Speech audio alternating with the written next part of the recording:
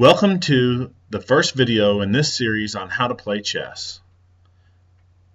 These videos assume that you know nothing about chess, and this first one will cover the basics of chess itself and the board.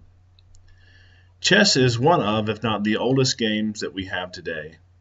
It traces its origins back to a game in India developed around 2,000 years ago.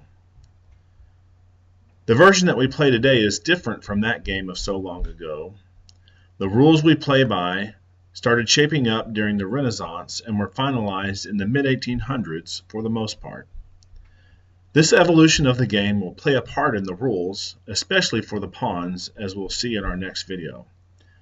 But for now, let's look at the board and understand it. First, you'll see that it is made up of 8 rows and 8 columns of squares.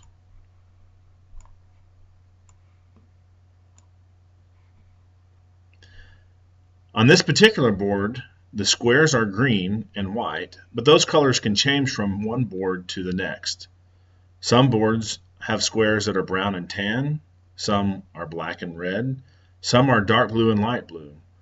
What is common across all chess boards is that these colors are in a checkered pattern and that one color is the lighter color while the other color is the darker color.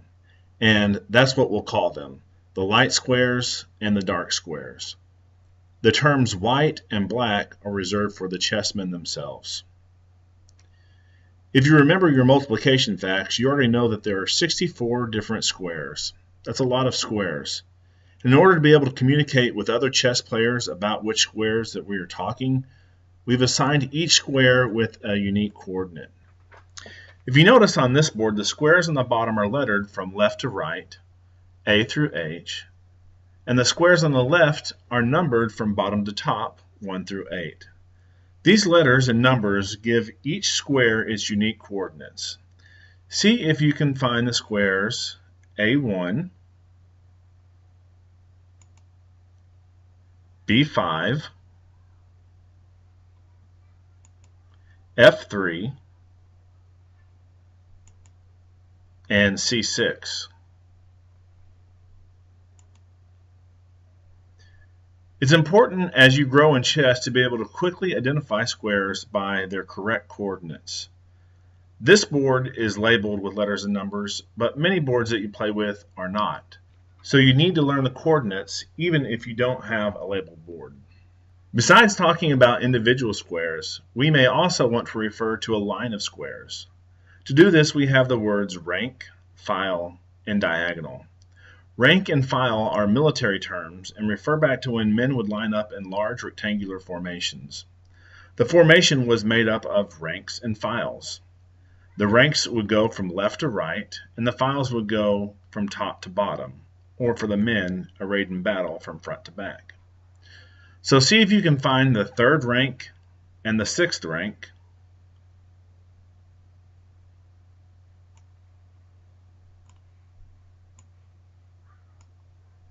and the F file and the E file.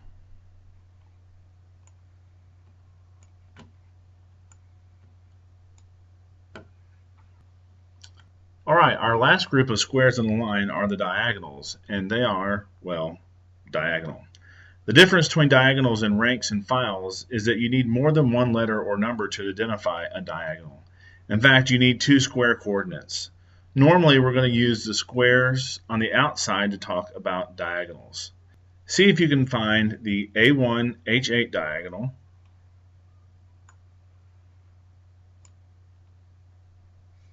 the A6 F1 diagonal,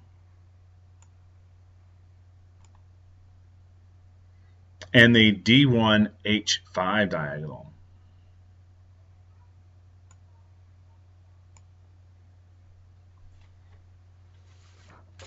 Alright, the last thing about diagonals. Notice that a diagonal is all the same color square. Either they are all light squares or they are all dark squares. Also notice that each square is actually part of 2 different diagonals unless that square is on a corner. Now notice the bottom right square. I'll highlight it in red, but when I turn off the highlight, note that it is a light colored square.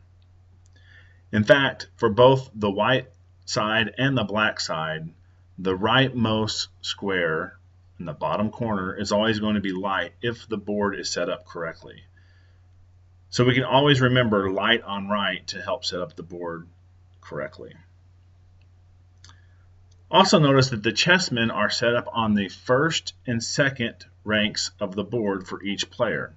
So the white chessmen are set up on the first and second rank of the board. This also happens to be white's first and second rank because white plays from this side of the board. Note that black's chessmen are set up on the 7th and 8th ranks of the board. But because black plays from the other side of the board, these are still the first and second ranks of black's position. So this can be confusing, so let me repeat that. Each player's chessmen are on that player's first and second ranks, while white's first and second ranks are also the board's first and second ranks because that's how the board's numbered. Okay, this is all for the board lesson. Be sure to talk about squares using the square's appropriate name. For example, this square is E5. Practice identifying squares using their names. I'll mention that chess.com has a drill called Vision that can help you practice identifying squares quickly. This will make it much easier to identify squares when reading a book or when writing them down while you're playing. Alright, the next video is about pawns and pawn movement.